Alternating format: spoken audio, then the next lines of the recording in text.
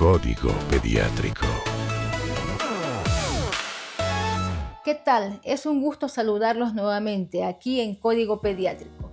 Iniciamos este segundo episodio abordando uno de los temas que más preocupan en la consulta. Decodificando la bronquiolitis. Doctor, en la consulta diaria nada más genera una ansiedad en los padres, esa evolución que va de un simple resfriado a un cuadro de dificultad respiratoria en el lactante, sobre todo en estos lactantes pequeños entre los 2 y 6 meses de edad, por lo que decimos que la bronquiolitis sigue siendo el desafío clínico por excelencia en la primera infancia. Totalmente. Es importante definir el terreno. La bronquiolitis es esencialmente una inflamación aguda de la vía aérea pequeña. Y aquí es donde la anatomía del pequeño infante es nuestra peor enemiga. Estamos hablando de los bronquiolos, que son las ramificaciones más terminales del árbol respiratorio. Y en este lactante, este calibre es particularmente diminuto. Cualquier edema, inflamación, exudado inflamatorio, exceso de moco, detritus celulares, reduce drásticamente la luz del conducto, transformando una vía aérea de baja resistencia en una de alta resistencia, donde el flujo se ve gravemente comprometido. Doctor, ¿la bronquiolitis es una enfermedad nueva? No es una enfermedad nueva. Si uno se pone a repasar los textos médicos, cuando había esta teoría de los humores, se empezó a describir este tipo de catarro bronquial. ¿Ya? Este catarro bronquial, los anatomopatólogos en el siglo XVIII, al hacer autopsias de niños que fallecieron por este problema de distrés respiratorio, encontraron un hallazgo bien interesante. Bronquiolos taconeados de moco, pero alvéolos hiperinsuflados, hiperextendidos. Oye, esto no es neumonía, no hay ocupación alveolar, sino lo que hay es obstrucción de los bronquiolos terminales. Entonces, esta obstrucción de los bronquiolos terminales pues va a producir las manifestaciones clínicas del paciente. En aquellos años, de los 1800, la mortalidad por bronquiolitis era extremadamente alta. Por esta enfermedad a la que en esos tiempos le llamaban capilaritis bronquial. Llamada capilaritis bronquial porque pues, es la descripción anatomopatológica como lo había descrito. Pero más adelante, en 1941, deciden reformar esta definición. Una definición más moderna, más de tiempos contemporáneos. Deciden quitarle el nombre de capilaritis bronquial porque ese era un nombre anatomopatológico, era un nombre que producía confusiones. Y por otra parte, pues englobarlo dentro de este síndrome al que llamamos bronquiolitis aguda en el lactante. Entonces, en términos generales, vamos a definir bronquiolitis como el primer evento de obstrucción bronquial. Le llamamos primer evento porque cuando hay un segundo evento o tercer evento, tal vez sea un sibilante recurrente, que vamos a ver en un siguiente video, o tal vez sea un asma, que también vamos a ver en un siguiente video. Entonces, primer evento de obstrucción bronquial. Otras definiciones te van a decir, necesitas una infección respiratoria aguda inicial. Entendamos que bronquiolitis inicia como un resfrío, como un catarro producido por cualquiera de los virus que estamos acostumbrados a identificar en el resfriado. Y al paso de pocos días, una semana, el niño empieza a presentar signos de dificultad respiratoria que pueden ser desde leves hasta muy graves. La progresión de la enfermedad tiene un curso bastante predefinido. La enfermedad dura 10 días. Y suele ser el quinto día, a partir del inicio de los signos de dificultad respiratoria, el día más peligroso. Muy bien, de esa manera definiría bronquiolitis. ¿Eso podemos decir que es la definición? Claro, existen problemas en la definición porque cada grupo de investigación pretende definir la bronquiolitis según su misma línea. Por ejemplo, en el libro de mi profesor, incluye bronquiolitis como este síndrome y todo lo que estamos diciendo, pero su frontera de edad va hasta los 5 años.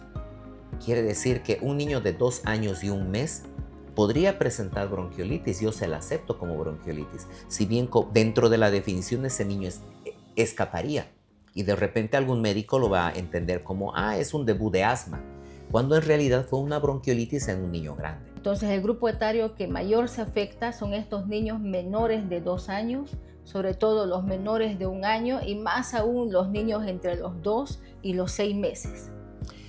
Mira, los casos que traen mayor gravedad son los casos que tienen factores de riesgo. La literatura identifica los factores de riesgo que deben encender nuestras alarmas. El primero es la edad cronológica. Al ser un menor de 6 meses, es en sí mismo el predictor más potente de gravedad. A esto sumamos variables biológicas críticas, como el ser prematuro y que su prematurez le haya producido displasia broncopulmonar, o que tenga enfermedad pulmonar crónica, o que tenga una cardiopatía congénita. Los pacientes cardiópatas y los broncopulmonares, displásicos broncopulmonares, son los 2 grupos de riesgo que por su frecuencia y por la gravedad de casos, pues un resfrío puede llevarlos fácilmente a terapia intensiva. Además que no podemos olvidar a estos pacientes con condiciones neurocognitivas o defectos anatómicos de la vía aérea. Estos niños con laringomalacia o fístulas traqueosofágicas que vemos frecuentemente. En estos niños, una bronquiolitis no es un evento autolimitado, es un evento que puede poner en riesgo su estabilidad hemodinámica y respiratoria de forma muy rápida. Definitivamente. Por eso el enfoque clínico no debe ser solo el manejo del síntoma, sino la estratificación del riesgo desde el minuto 1, saber quién se va a quedar en casa y quién requiere monitoreo estrecho en el hospital es la diferencia entre un cuadro manejable y una complicación grave. Hemos establecido el escenario anatómico. Hemos dicho la vía aérea periférica, hemos dicho la obstrucción de los bronquiolos, hemos hablado del grupo etario, hemos hablado de los factores de riesgo. Entonces, hablemos de los protagonistas, los virus.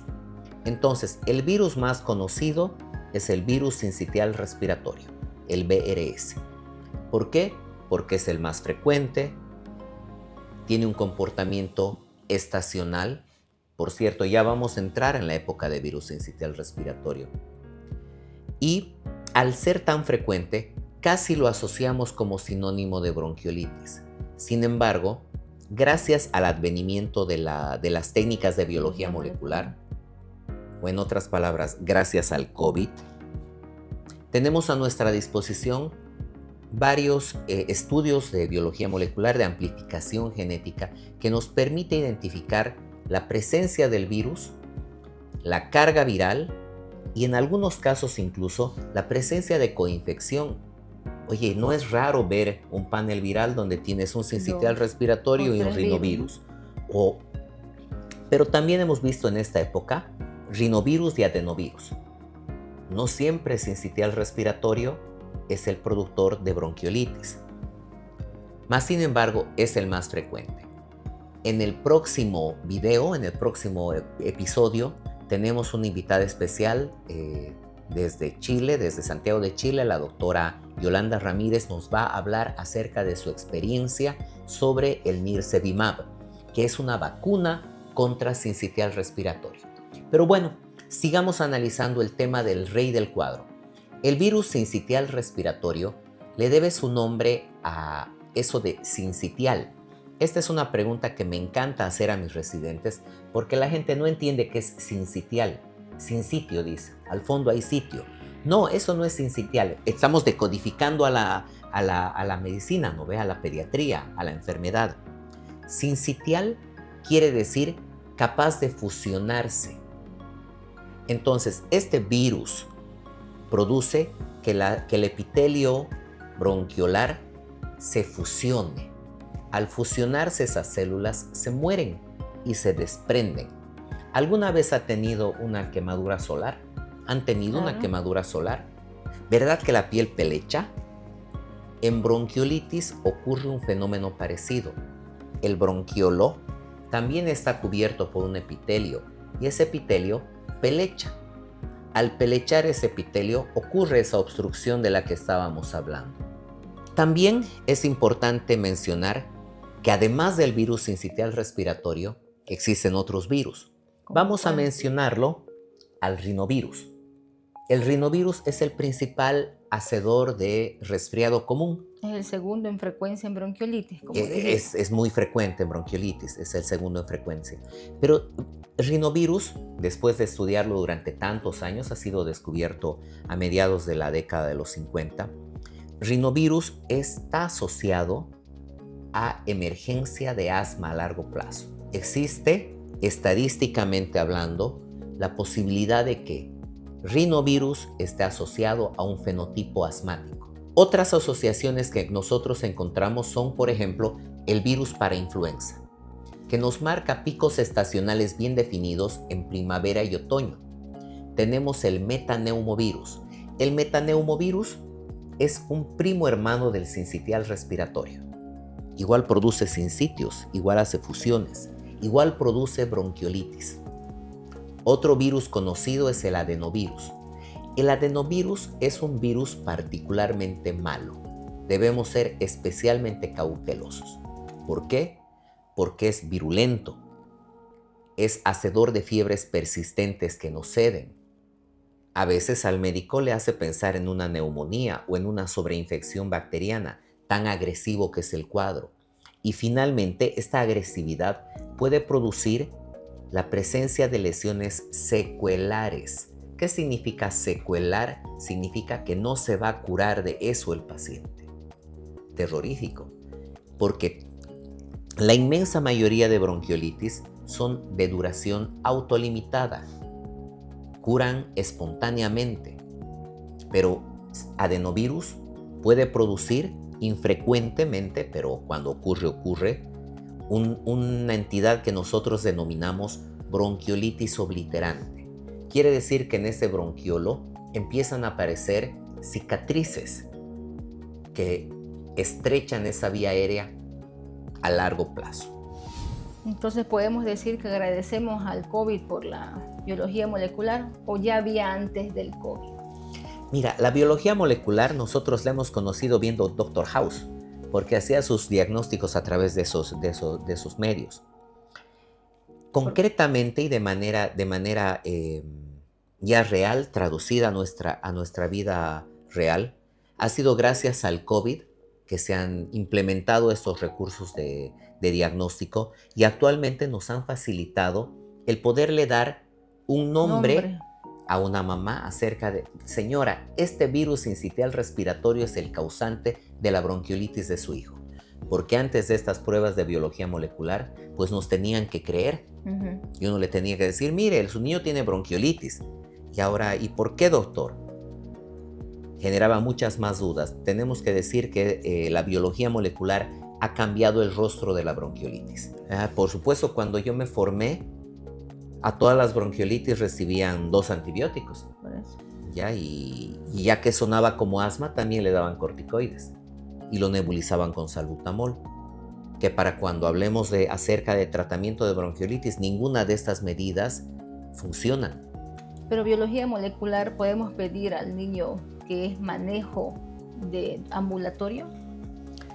Mira, biología molecular nos ayuda en el sentido de que te va a ayudar a identificar el cuadro, potencial coinfección viral o bacteriana y a evaluar la posibilidad de una estrategia antibiótica dependiendo del germen identificado o, mejor, el ser racional en el uso de antibióticos. Pero no se pide a todos los niños con bronquiolitis. Mira, 30% de los niños que tienen menos de 2 años van a presentar bronquiolitis. Eso significaría que bronquiolitis en una ciudad como Santa Cruz de la Sierra, haciendo números groseros, esperaríamos unos 15,000 casos anuales de bronquiolitis. ¿Pueden imaginar esa magnitud? Cada año, eso es de toda la vida. ¿Ya? De los pacientes menores de 2 años, va a ser el 3% el que va a necesitar hospitalización. Haciendo números groseros nuevamente, nos sale un número entre 500 y 800 hospitalizaciones por año. Entonces, nos va a ser útil la biología molecular cuando tú necesitas identificar el germen. seguramente en estos pacientes hospitalizados. Mas en un paciente ambulatorio no necesariamente es el tener biología molecular. Entonces, avancemos, ¿no? La bronquiolitis es engañosa, ¿no, doctor? Muchos padres llegan a urgencias convencidos de que es un resfrío común. Hasta a veces discuten. El cuadro inicia con, ya como se dijo antes, un síntoma de la vía aérea superior, con una rinitis, tos leve y a veces una febrícula que raramente supera los 38 grados. Pero el punto de inflexión ocurre cuando la inflamación desciende a la vía aérea, como se dijo antes. Es así. En el momento en el que la clínica cambia, ese es el punto en el que decimos empezamos la bronquiolitis. Cuando llega el papá a la consulta, viene diciendo, doctor, mi niño lleva 7 días enfermo y como bronquiolitis dura 10, me quedan 3. ¿Y desde cuándo empezó a silbar? Desde ayer. Caray, no papá, estamos en el día 1 y el peor día es el 5º y esto dura 10 días. La respiración se acelera. En ese momento, cuando la respiración se acelera, el signo característico es un silbante expiratorio. Pero hay un marcador funcional que a veces subestimamos, que es la alimentación, la capacidad que tiene el lactante de alimentarse. Un lactante con bronquiolitis va a priorizar el esfuerzo al respirar sobre la succión. Si el bebé rechaza el pecho o el biberón, no es porque no tenga hambre, es porque no puede coordinar la succión y la deglución y la respiración sin hipoventilar. Y ahí es donde entra la mecánica respiratoria. Al examen físico, lo que vemos es una hiperexpansión torácica. El tórax se vuelve más redondo con un aumento del diámetro anteroposterior, secundario a una obstrucción y atrapamiento aéreo, que es característico en la bronquiolitis. Muy bien, entonces decodifiquemos lo que acaba de decir la doctora. Como existe este taponamiento de mocos, pues al aire fácilmente entra, pero le cuesta salir, por lo tanto hay atrapamiento aéreo. Es como que inhalas y no termines de exhalar.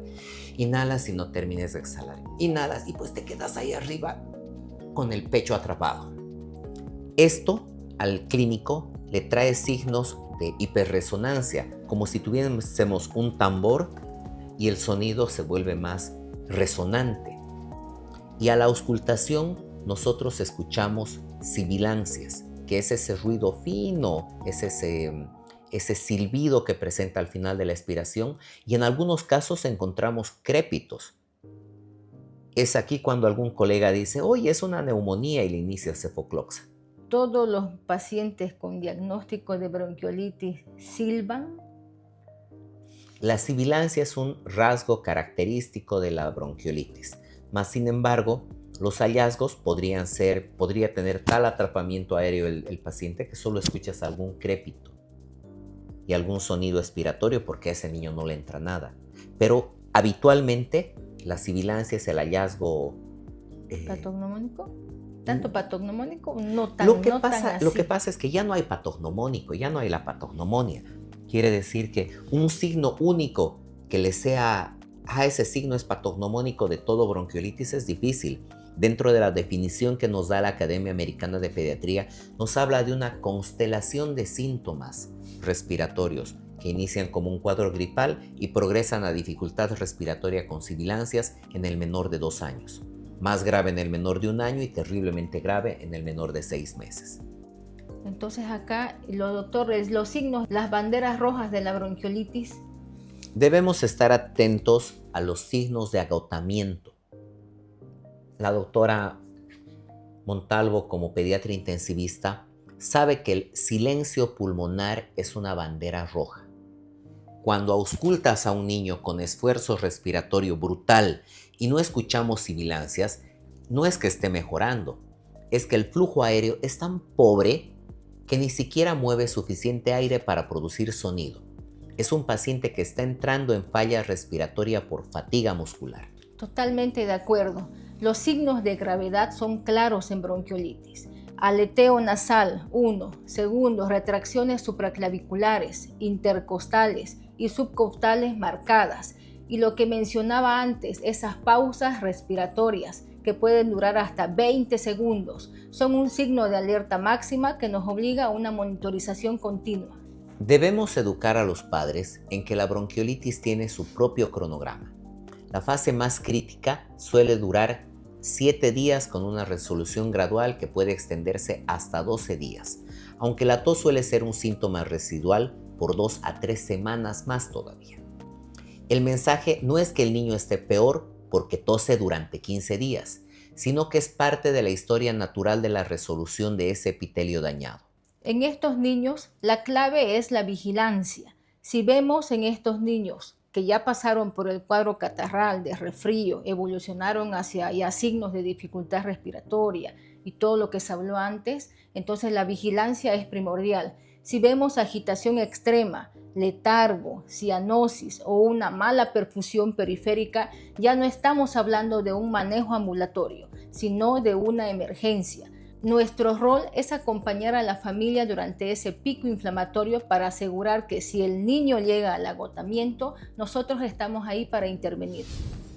Doctor, me hacen mucho esta pregunta en el consultorio. Doctora, no salimos de casa, pero ¿cómo se contagió mi bebé? Muchos padres creen que el virus vuela en el ambiente, pero debemos ser categóricos en el mecanismo de transmisión. Exactamente. Debemos educar con criterio. El virus sincitial respiratorio no es un virus que se transmita por el aire a grandes distancias. Se transmite por contacto directo con las secreciones o pequeñas gotículas invisibles que viajan al toser o estornudar a menos de 1 metro o, peor, a través de fomites. Nosotros denominamos fomites, por ejemplo, a una almohada, a una sábana, a un juguetito. Esos van a ir. ¿Por qué? Porque el virus sobrevive hasta 4 horas en manos, en manijas de puertas o en juguetes. Atención, el lavado de manos no es solo un consejo, es la medida de barrera más eficaz que tenemos para proteger a un lactante y sobre todo a estos lactantes que son menores de 6 meses. La prevención es hasta hoy nuestra mejor intervención terapéutica. Un punto que debemos enfatizar con nuestros colegas y con los padres es que la bronquiolitis no es una patología, no es una enfermedad estática. La deshidratación es quizás la complicación más frecuente en la práctica ambulatoria.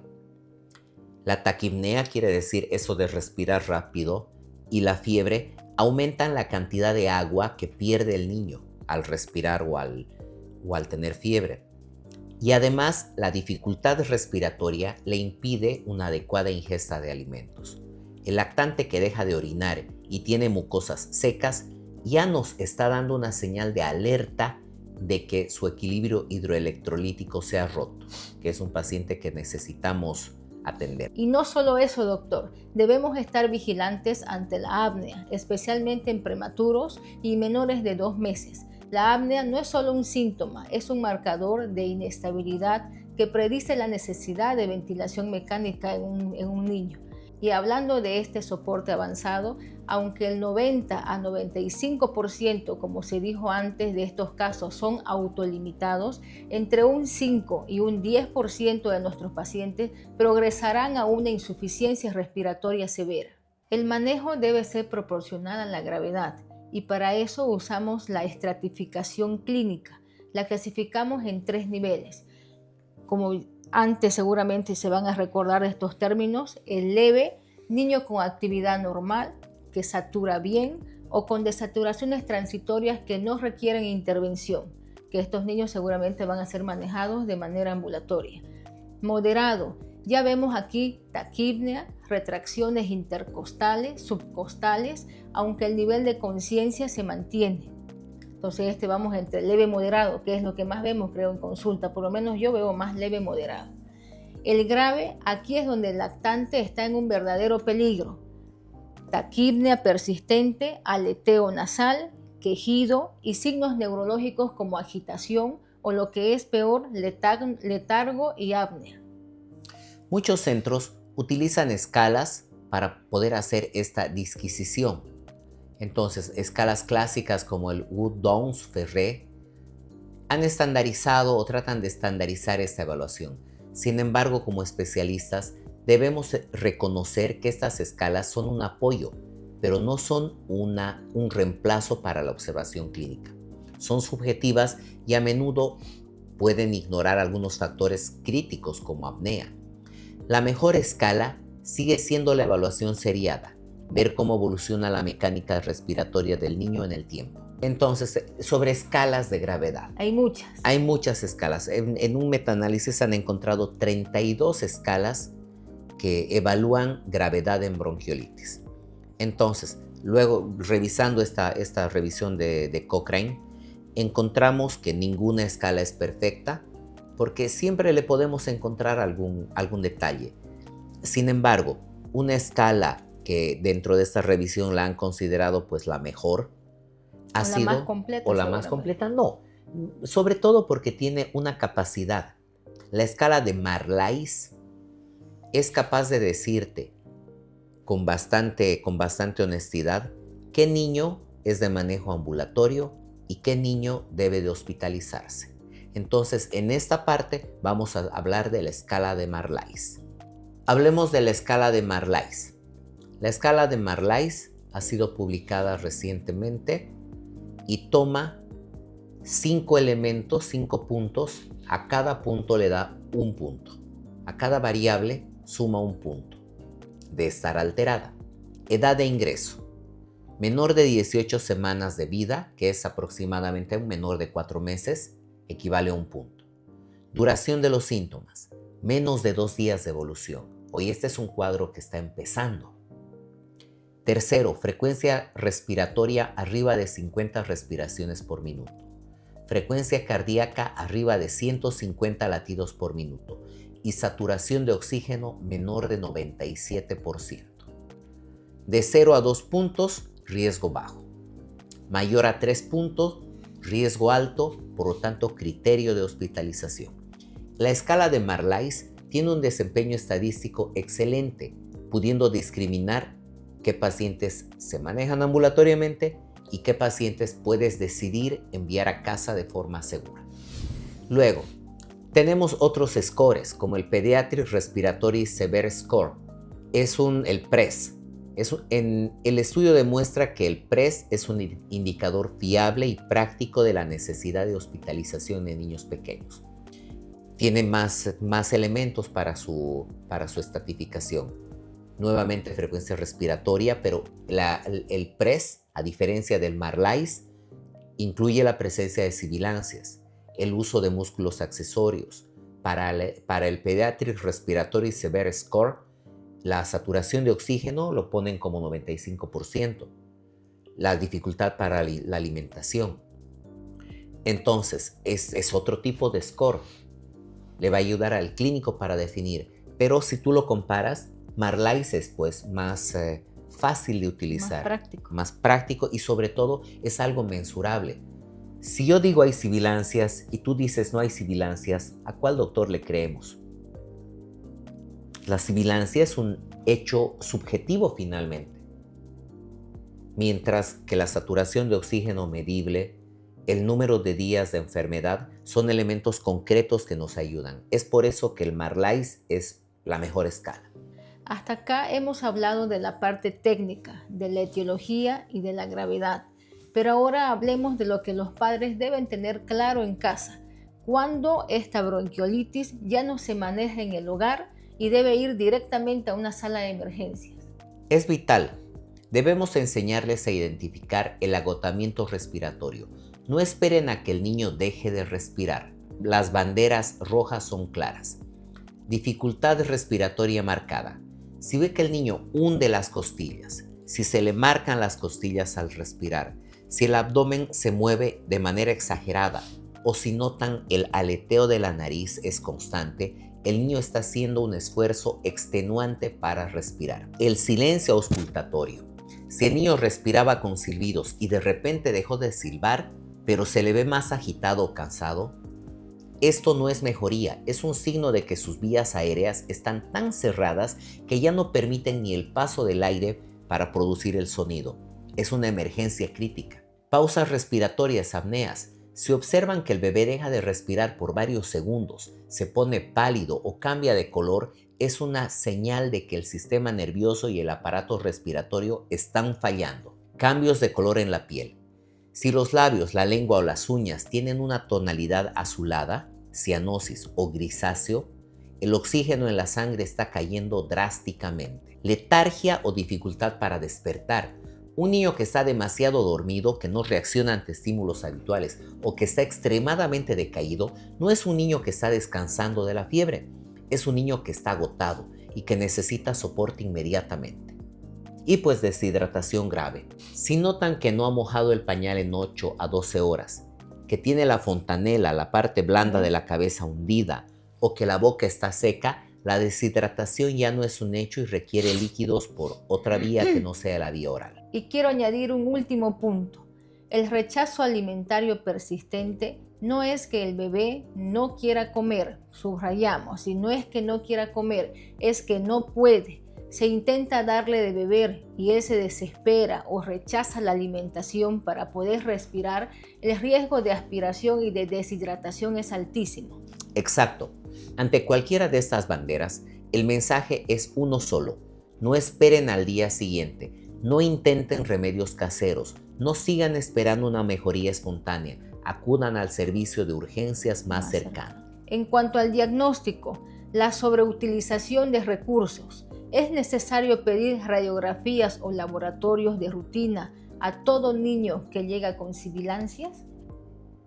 Rotundamente no, pero vamos a ser cuidadosos en las palabras, porque de repente ahorita decimos no, pero en la práctica, pero es que doctor, las bronquiolitis que usted ve están en terapia intensiva y son gravísimos. Luego llegan a consulta los pequeñitos de 6 meses que uno se asusta porque silba con retracción y su dificultad para respirar saturando 94. Hermoso. Pero no deja de ser un lactantito menor. Entonces, el diagnóstico es eminentemente clínico.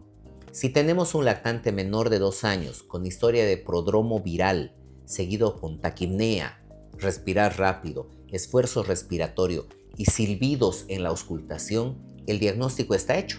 La radiografía de tórax rutinaria no solo son innecesarias, sino que inducen a errores. A menudo vemos infiltrados que no son bacterianos, sino atelectasias, o sea, colapsos pulmonares por el atrapamiento aéreo. Y esto le induce al médico a iniciar antibiótico ante la presencia de esa mancha. Entonces, ¿cuándo pedir rayos X? Mira, la Academia Americana de Pediatría dice no use rutinariamente, porque vamos a tener muchísimas bronquiolitis hospitalizadas.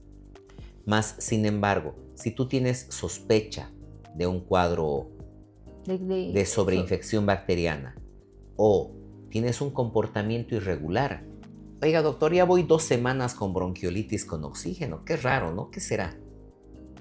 O de repente, pues diagnóstico diferencial, no es una bronquiolitis.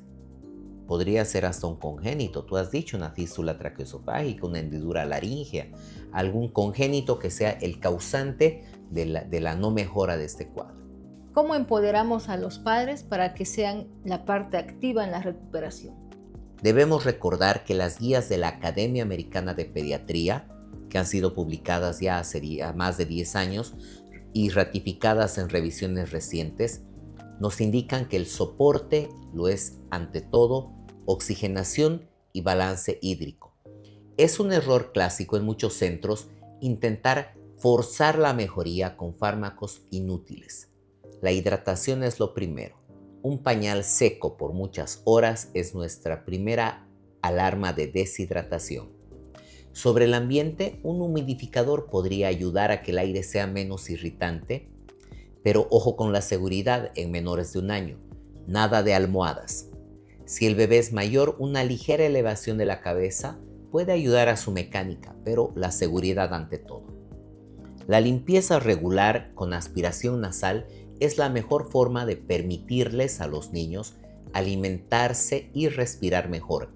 Y una gran noticia para nuestra generación, ya contamos con inmunización preventiva contra el virus sincitial respiratorio para lactantes menores de 8 meses, lo que cambiará radicalmente el paradigma de protección en la primera temporada. Debemos ser muy claros en las señales de alerta roja. ¿Cuándo el manejo en casa termina y empieza la emergencia?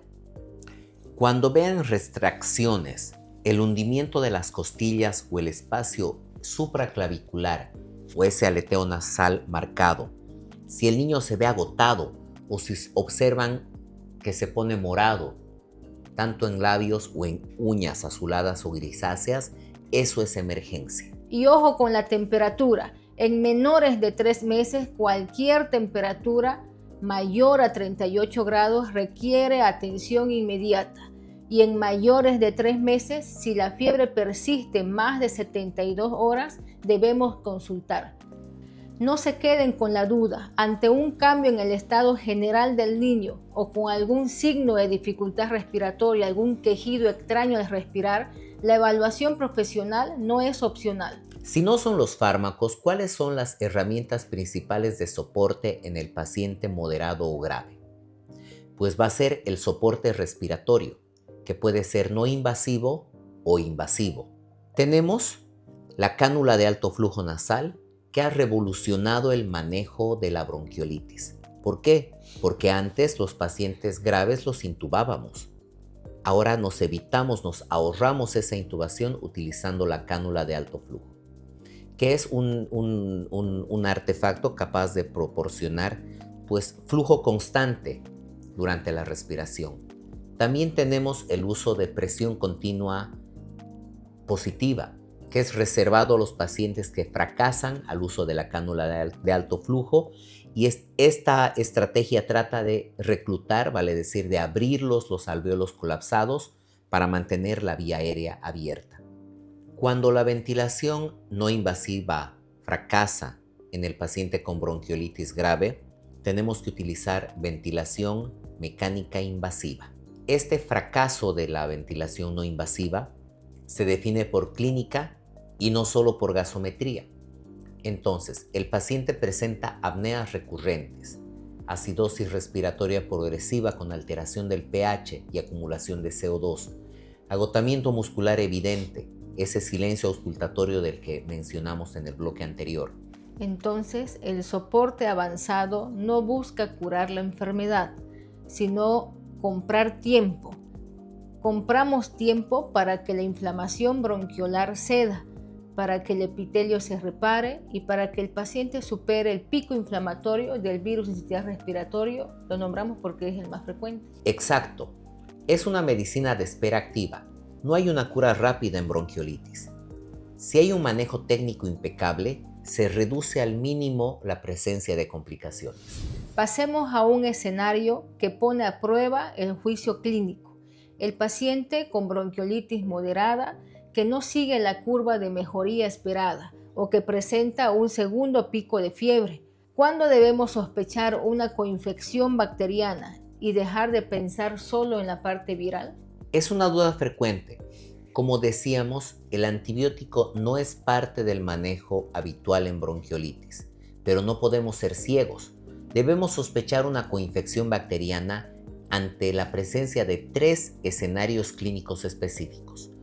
Primero, ese segundo pico febril, tras 2 o 3 días de estabilidad o de mejoría clínica del lactante, la presencia de un nuevo pico febril de 38,5 o de 39 grados asociado a un empeoramiento súbito del esfuerzo respiratorio. Segundo, hallazgos radiológicos focales. Si en la radiografía de tórax, que recordamos que solo se pide ante sospecha de complicaciones, encontramos un infiltrado lobar o una condensación neumónica, ya no estamos ante un patrón de atrapamiento aéreo por sincitial respiratorio, sino ante una neumonía bacteriana agregada. Y tercero, el estado general tóxico.